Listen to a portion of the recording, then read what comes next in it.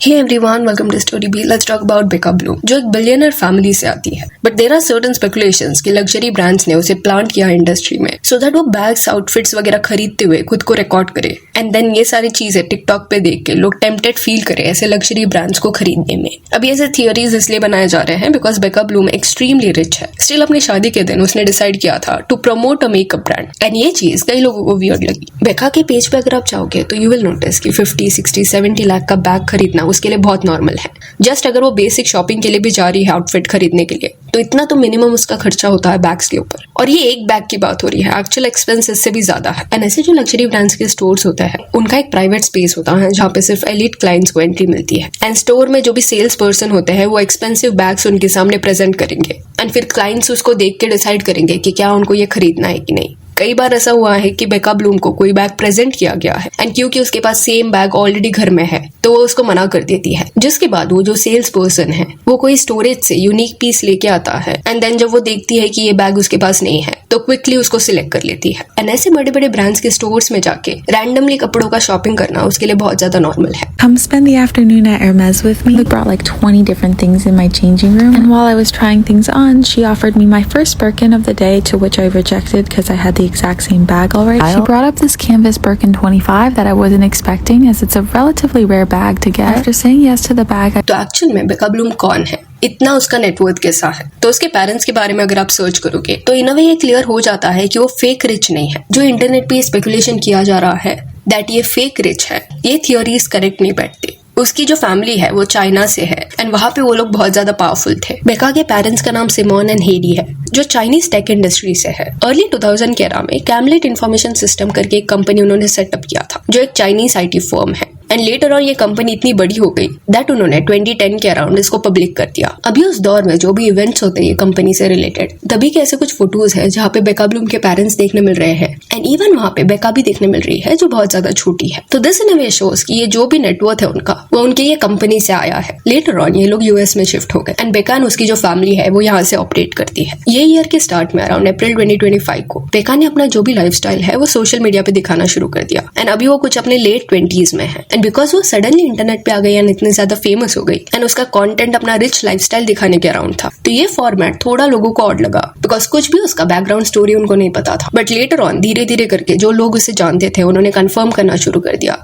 That actual में वो एक वेल्दी फैमिली से बिलोंग करती है. इमेजिन करो इन लोग के पास इतना वेल्थ है कि लिटरली जब उसकी रिसेंटली शादी हुई थी तब वो अपने पार्टनर के साथ एक घर ढूंढ रही थी परचेज करने के लिए. एंड व्हेन आई से घर तो फ्लैट या नॉर्मल हाउस नहीं, लिटरल मैंशंस वो लोग देख रहे थे जो ऑब्वियसली बहुत ज्यादा एक्सपेंसिव होंगे. मल्टीपल $million का उसका कॉस्ट रहेगा एंड कई सारे मैंशंस को उन्होंने रिजेक्ट किया और वो भी बजट की वजह से नहीं कि कॉस्ट ज्यादा है. इंस्टेड लॉन प्रॉपर नहीं है, इंटीरियर उनको अच्छा नहीं लगा या जिस पोजीशन पे घर है वो उनको पसंद नहीं आया. तो बजट इनके लिए इशू ही नहीं है. या आगे जो रील आप देखोगे इससे आपको समझ आ जाएगा कि किस लेवल का घर वो लोग देख रहे थे. it was only 15 minutes away from my parents. We ultimately decided against it because we would have to drive up a scary windy hill up at night. Otherwise, this house was perfect, but the architecture wasn't really our style. We called this the Wall-E house because it looks like the robot. The inside was spectacular, but the lot shape was too long and narrow. And also जब इनकी शादी हो रही थी तो शादी के दिन भी she was very particular about certain things कि कौन सा लोकेशन पे शादी होगी, डेकोर कैसा होगा, आउटफिट्स कैसे होंगे. तो ये पर्सनालिटी जब बेका की लोगों ने देखी तब ऑब्वियसली उनका ये सोचना था कि वो बहुत ज्यादा पर्टिकुलर है अपने चीजों को लेके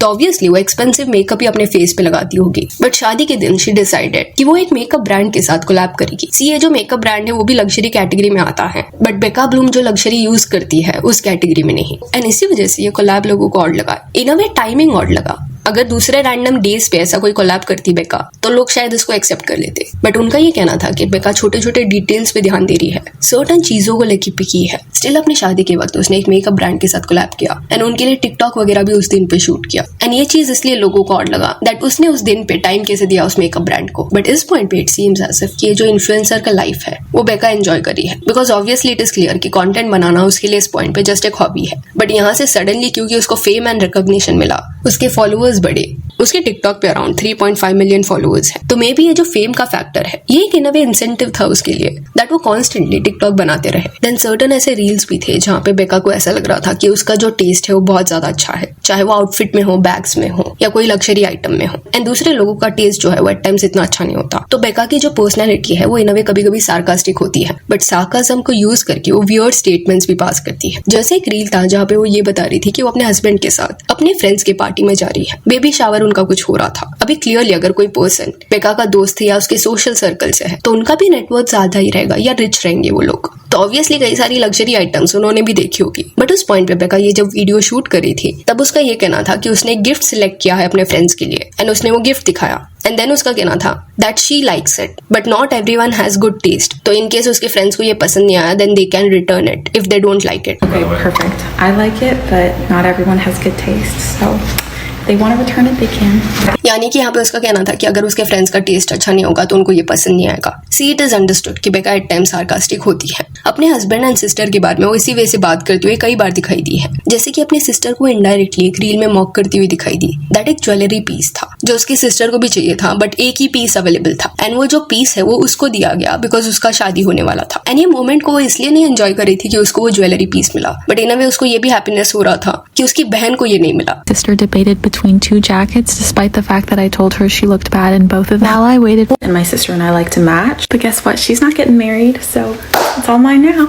तो अपनी सिस्टर के साथ उसका एक बॉन्ड रहेगा जहाँ पे उनके जोक्स होते होंगे या फन वे से एक दूसरे के साथ वो कम्पीट करते होंगे। बट वो जो दोस्त है बेका की वो उसकी कोई फैमिली मेंबर नहीं है। उसने बेबी शावर के लिए बेका को इनवाइट किया था एंड सोचो जब उसने वो टिकटॉक देखा होगा जहाँ पे बेका उनके बारे में ऐसी चीजें बोल रही है तो उनको भी अजीब लगेगा। देन बेका के ओवर कंजम्पशन बिहेवियर के बारे में बात करें। जैसे सेट लग्जरी ब्रांड से कई सारे आउटफिट्स को खरीदना या लेदर बैग्स जैसे कि क्रोकोडाइल स्किन से अगर कुछ बना है या एक्सोटिक एनिमल को मारा गया है बैग्स बनाने के लिए, ये सारी चीजों में वो इंटरेस्टेड है बिकॉज वैसे बैग्स को वो खरीदती है। और ये रिच लोगों का ये प्रॉब्लम देखने मिला है दैट क्योंकि वो एक प्रोटेक्टेड एनवायरनमेंट में रहते हैं तो एट टाइम्स उनको ये रियलाइजेशन भी नहीं रहता कि वो जो लग्जरी ब्रांड्स को सपोर्ट करते हैं उसका बेस एक्चुअली एनिमल क्रूएल्टी पे बना है। या तो वो लोग इतना एरोगेंट होते हैं कि उन्हें फर्क ही नहीं पड़ता व्हाट इज हैपनिंग। जब वो लोग खुद के लिए कस्टम बैग्स बनाते रहते हैं तब उनको ये जो लग्जरी ब्रांड्स है वो क्लियरली लेदर ऑप्शंस देते हैं कि ये क्रोकोडाइल स्किन से बनेगा, ये लिजार्ड की स्किन से बनेगा। एंड वो चूज करते वक्त ये लोग बहुत इनसेंसिटिव वे से एक्ट करते हैं। जैसे कि ये रील आप देखना, वो अपनी मदर के साथ एक कस्टम बैग बनाने गई थी एंड वहां पे डिफरेंट टाइप के लेदर्स उसको चूज करने थे एंड बहुत स्मार्टली उसने टोगो लेदर ये वर्ड यूज किया। we needed to pick the type of leather, which we both agreed on Togo.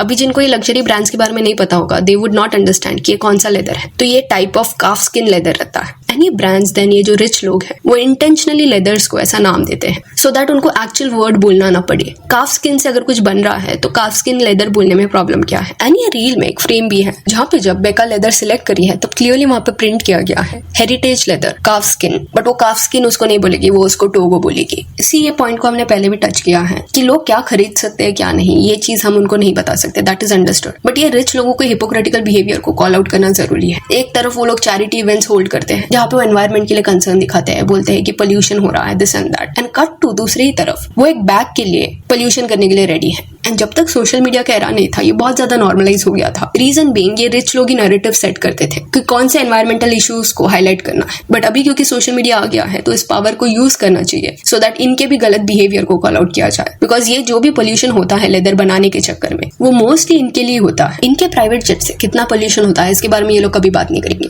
जैसे बेका ब्लूम ने ये रील डाला था come wedding shoe shopping with me, और वो जिस एरिया में रहती है वहां पे उसको शू नहीं मिला तो उसने डिसाइड किया कि वो पेरिस में जाएगी अपने प्राइवेट जेट में वो शू सिलेक्ट करने के लिए। See it is great that उनके पास इतने रिसोर्सेस है, इतना वो एंजॉय कर पाते हैं। But end of the day ये लोग दो रिस्पॉन्सिबल एक्ट करने का ट्राई करते हैं चैरिटी इवेंट्स के दौरान, बट इतने रिस्पॉन्सिबल वे से वो लोग डे टू डे लाइफ में बिहेव नहीं करते। सो यहाँ that's it for this video. Do let me know कि बेका ब्लूम के बारे में आपका क्या कहना है। And if you want you can follow us on Instagram जिसका लिंक आपको डिस्क्रिप्शन में मिल जाएगा। और ये वीडियो अच्छी लगी तो लाइक एंड शेयर करें और ऐसे अपडेट्स के लिए चैनल को प्लीज सब्सक्राइब करें। Thank you.